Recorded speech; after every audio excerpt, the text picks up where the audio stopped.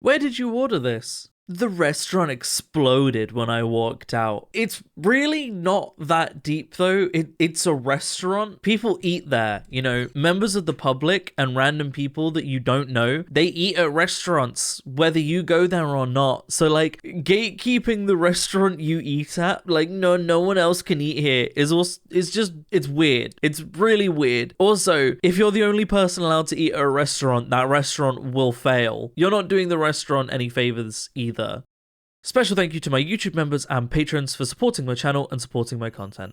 How's it going, everybody, and welcome back to another subreddit video. Today we're taking a look at r/gatekeeping. I'm following the trend this week, apparently, of doing subreddits that I haven't looked at on my channel in absolutely ages. Very quickly before we begin, couple things to mention, as I'm going to be saying all week this week. First of all, I stream every Thursday at 7 PM UK time, so do check that out. It's always a good time. I love seeing people in my streams. I always really enjoy streaming, so do check out my stream every Thursday at 7 PM UK time. The other thing to say is, as you may have noticed, I'm scaling up the amount of content I do a week. I'm doing 5 videos a week, and to start with, all 5 of those will be public, but in a couple of weeks, 1 video a week every week will be a patron and member only video. So I'm really throwing it out to you guys. 1, what videos do you want to see in general? Because I'm going to be doing a lot of videos, and if I want to branch out and stuff, which I kind of do, I'd love to know what you guys think and what you'd like to see. And the other thing is, what patron video would you guys want to pay £1 a month to see? 4 videos a month, every month for £1. What would you pay £1 for, basically? Let me know. Yeah, that's it. Other than that, let's get into the subreddit, shall we? Sorry, ladies, but some of you failed. Proof you failed as a woman because they got a C-section, which is there's a variety of reasons that someone might get a C-section, and most of them come down to health issues. If you have a chance of dying from giving birth, or you can have a C-section, I think any reasonable person would choose the C-section, and that doesn't mean that you have failed as a mother. I don't understand this, like, oh, you have to go through excruciating pain and push the baby out of you for you to be considered a real woman or a real mum. Like, you're still a mum, just like you're still a mum if you adopt a child and raise them as your own, you know? You're still a mum. I think you would be a worse mother if you decided to kill yourself and leave that child without a mum instead of going through an operation that would save both of you. It confuses me. Everyone looks like a lesbian now. This is what going to a liberal arts college feels like. I'm not gonna lie, I have genuine disdain for anyone who dresses queer and isn't queer. As a queer person, I'ma put it out there, you can dress however the f*** you want regardless of whether you're queer or not. It's clothes. It's clothes, probably hairstyles, and maybe makeup. It's not that deep. This isn't, oh, you dress queer. Like, it's clothes. If a man is stylish, he's quite often regarded as, oh, he's a bit fruity, because he likes looking stylish, you know? Why? Let a man dress how he wants. Let a woman dress how they want. Let fucking anybody dress how they want if it's not hurting anyone. It's not deep. It's not deep. Why are we gatekeeping people looking a certain way? It's fucking stupid. So my sister posted some pics of her room to r/autism, and this wanker had this to say about them. It's not autistic, it's childish, and please don't make us look like children. An autistic room would be minimalist with calming colors, not looking like an 8-year-old lives in it. Or maybe an autistic room would be however the fuck an autistic person wants their room to look. So Leo is autistic, fun fact, and let me just tell you, when our room isn't minimalistic and calming colors, it's a clusterfuck of everything both of us like. That doesn't mean that Leo isn't autistic. This idea that autistics could only have their bedroom set up in the way that I deem is autistic is fucking stupid. It's really dumb. The new release of Pokemon cards will be held at guest service and will have a limit of 2 items per household, not 2 of each SKU.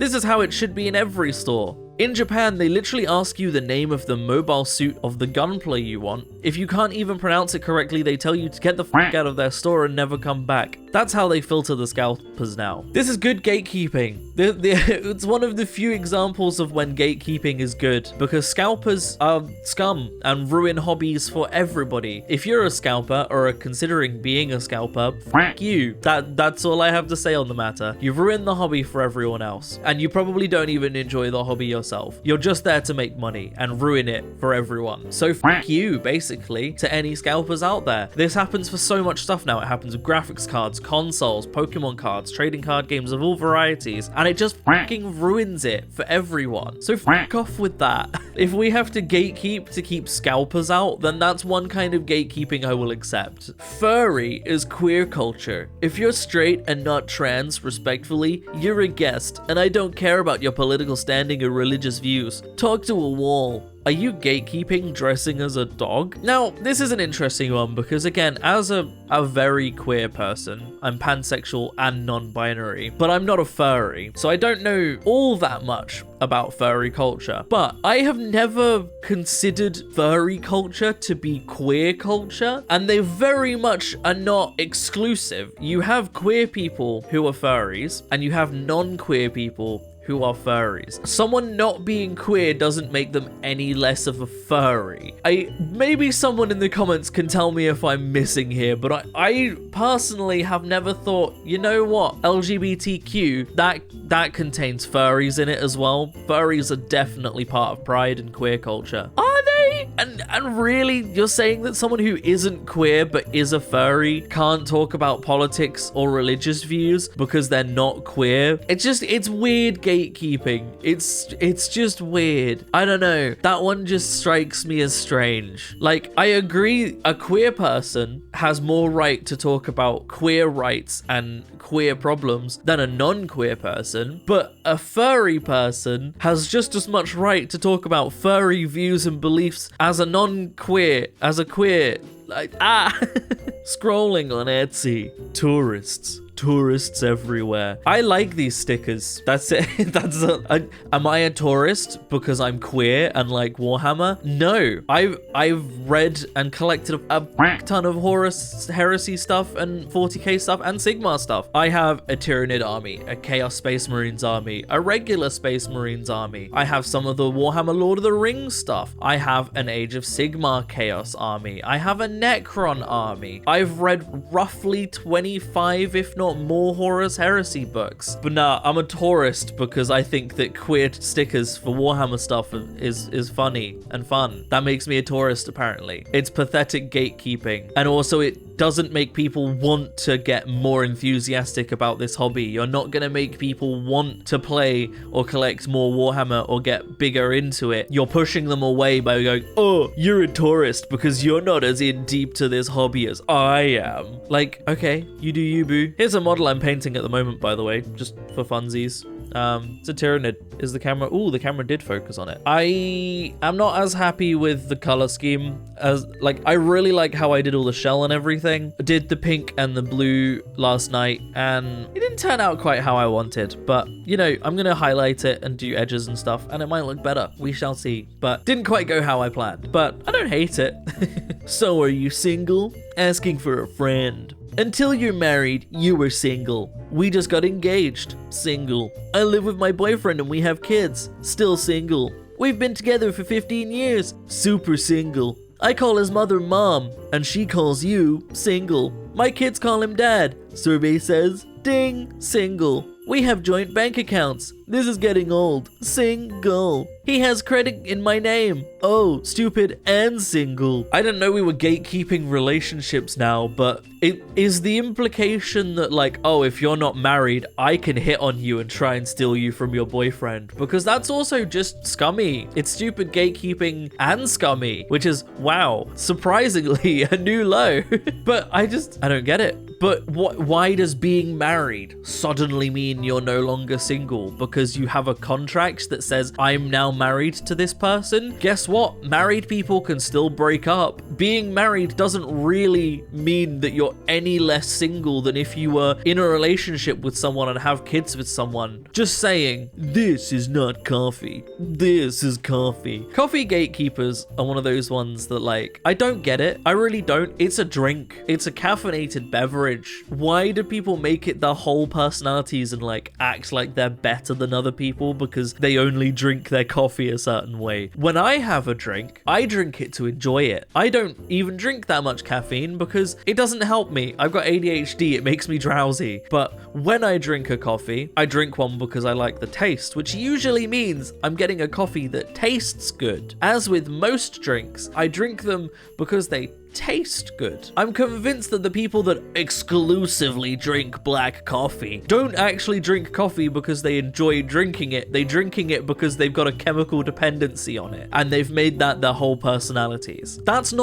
not cool. It's not impressive. On a post about Slipknot, your post was removed as it is not about a metal band. Don't forget to familiarize yourself with. This is one of those music gatekeepers. Everybody, music gatekeepers, metal especially. If Slipknot isn't metal, what would you consider them to be? Metal is such a huge, broad genre that encompasses so much, but the bands originally considered metal, right? The bands that founded the metal genre, metalheads would probably go, that's not metal, which is like baffling to me because those are what created metal as a genre, and metal gatekeepers are so like gatekeepy about it that they'll say that the original metal bands don't classify as metal. No, it's just wild to me. But what are Slipknot if not metal? What would you consider them? Kids these days couldn't handle the pain of taking one of these bad boys to the shin because what, kids these days don't ride bikes? I mean, I know I'm not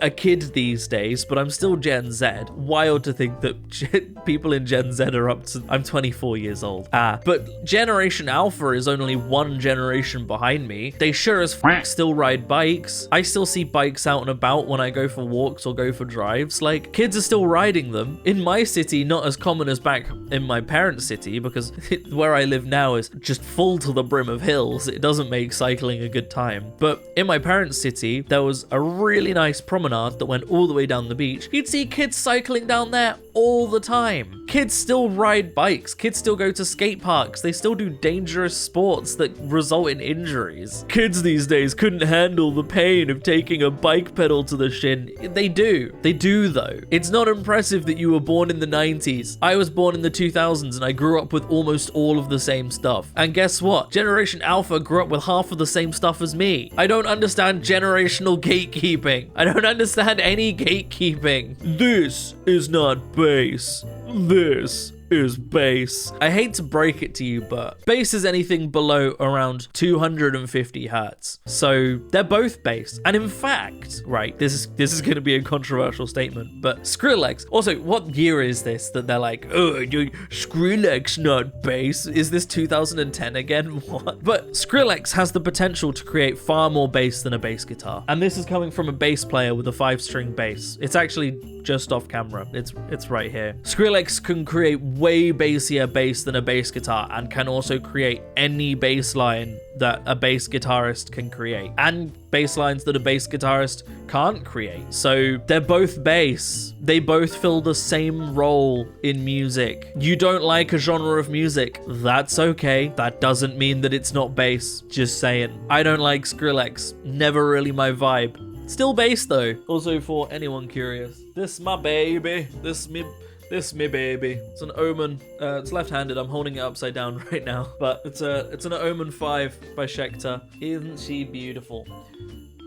Back you go. But that is where I'm going to end the video, everybody. So thank you so much for watching. I hope you have all enjoyed. If you would like to support me in making more content like this, then I have a Patreon in the description down below, or equally you can click on that join button on the channel to support me. It helps a lot more than you might realize, but by no means should you feel like you have to. I'm going to keep making content regardless. But if you do join either my Patreon or my YouTube memberships, you will get 4 extra videos every month starting in a couple weeks. So please consider that. And a huge, massive special thank you to all of the YouTube members and patrons that do support me. All of your names are up on screen right now. It genuinely means so much, and it genuinely helps so much. So thank you to everybody that does. Other than that, thank you so much for listening, everybody. For listening? This isn't a podcast. Thank you so much for watching, everybody. I hope you have enjoyed, and as always, I will see you in the next video.